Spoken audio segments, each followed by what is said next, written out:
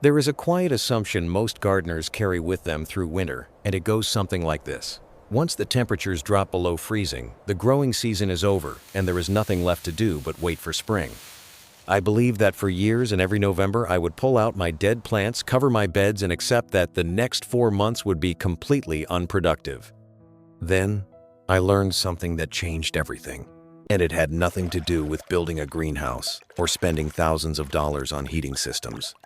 It turns out you can grow food at temperatures that would kill most plants in the open air, and you can do it with materials that cost almost nothing. I have harvested fresh greens when the thermometer read 10 degrees below zero, and I did it without a single pane of glass or a single dollar spent on electricity. The secret is not about fighting the cold. It is about understanding how cold actually works and using that knowledge to create protection where it matters most. Most people think of freezing temperatures as a wall that nothing can survive, but that is not accurate. Cold moves, and it moves in predictable ways. It radiates upward from the ground, and it pulls heat away from anything exposed to the open sky. When you understand this, you realize that the goal is not to heat your plants, but to slow down the rate at which they lose heat. That shift in thinking is what makes winter growing possible without expensive infrastructure. The technique I use is simple, and it relies on 2 layers of protection that work together to create a microclimate around your crops. The first layer is a low tunnel, made from hoops and covered with greenhouse plastic. This is not a greenhouse. It is just a small covered row that sits directly over your plants, no more than 2 feet tall. The second layer is a fabric row cover, placed directly on top of the plants, underneath the plastic.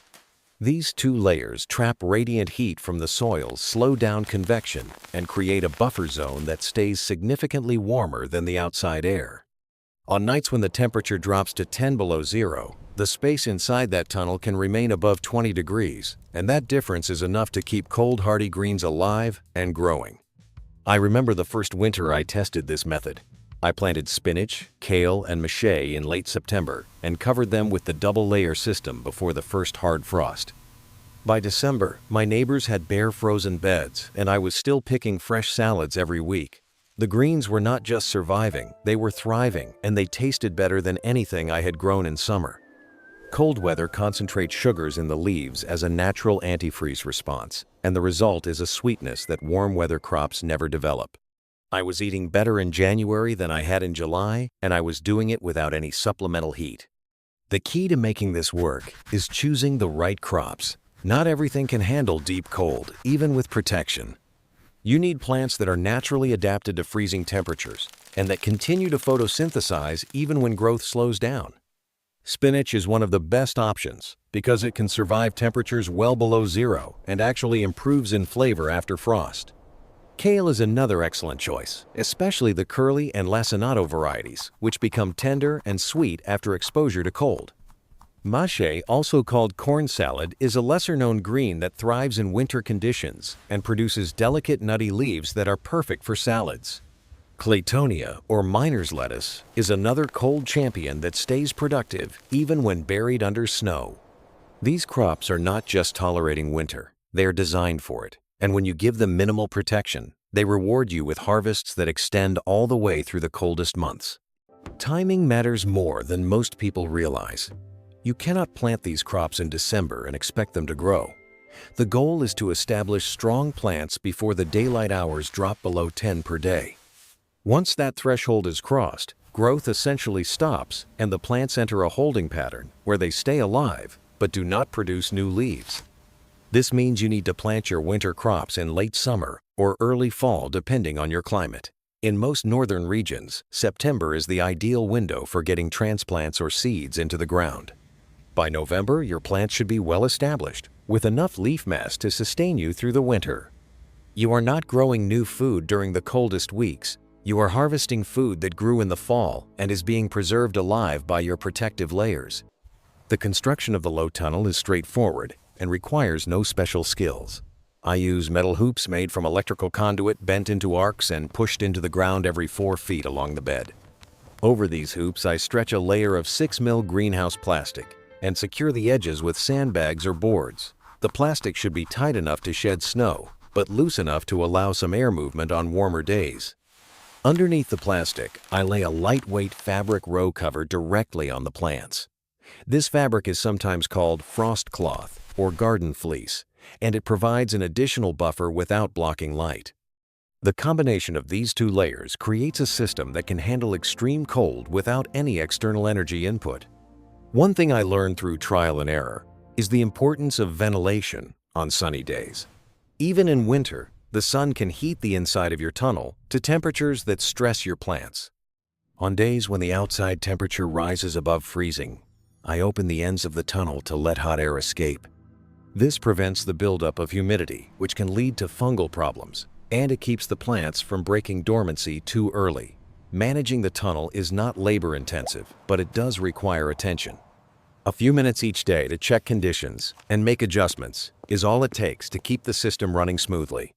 The financial savings of this approach are significant. A typical backyard greenhouse can cost several $1,000s to build and even more to heat through the winter. My low-tunnel system costs less than $50 to set up, and it covers a 12-foot bed that produces enough greens for my family all winter long.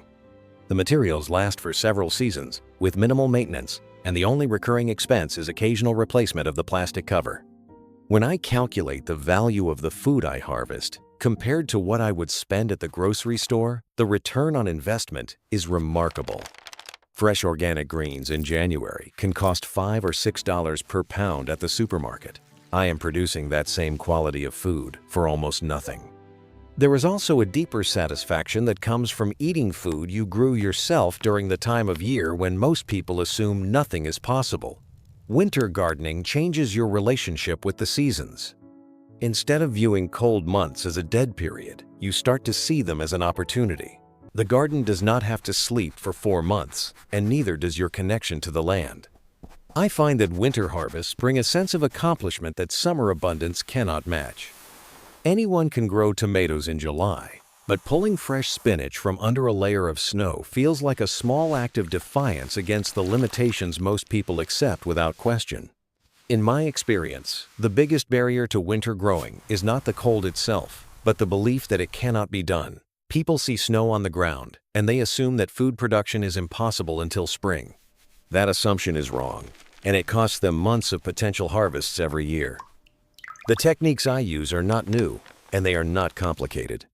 Farmers in cold climates have been using season extension methods for centuries, and the principles have not changed. What has changed is our collective memory. We have forgotten that fresh food in winter was once normal, and we have outsourced that knowledge to grocery stores and industrial supply chains. Reclaiming it is easier than most people think. I also want to address the question of nutrition because it matters more than people realize. Winter greens grown under protection are not just a novelty. They are some of the most nutrient-dense foods you can eat. The cold stress triggers the plants to produce higher concentrations of vitamins and antioxidants as a survival mechanism. Studies have shown that spinach grown in cold conditions contains significantly more vitamin C than the same variety grown in warm weather. You are not just extending your harvest, you are improving the quality of what you eat during the months when your body needs it most. The system I have described works in climates where temperatures regularly drop to 10 or 20 below zero. I have spoken with gardeners in even colder regions who have adapted these methods successfully using additional layers or slightly different materials. The principles remain the same regardless of where you live. Slow down heat loss, protect against wind, and choose crops that are genetically equipped to handle cold. If you follow these guidelines, you will be amazed at what is possible without a greenhouse, without electricity, and without spending more than the cost of a few bags of groceries. What continues to surprise me, even after years of doing this, is how little attention the system requires once it is established. There were weeks during my first winter when I barely touched the garden, and the plants simply waited for me under their protective layers. I would brush off the snow, lift the covers, and find perfect leaves ready to harvest, as if time had paused beneath the plastic. That resilience gave me confidence that this was not a fragile experiment, but a reliable method that could sustain my family through any winter, no matter how harsh the conditions became. The peace of mind that comes from knowing you have fresh food available even when the roads are covered in ice and the stores are hard to reach is something I did not fully appreciate until I experienced it firsthand. So if you have been waiting for permission to try winter gardening, consider this your invitation.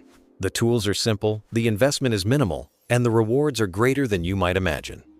You do not need a greenhouse to grow food at 10 below zero. You just need to understand how cold works and how to work with it instead of against it. The harvest waiting for you on the other side of that knowledge is worth every bit of effort it takes to get there.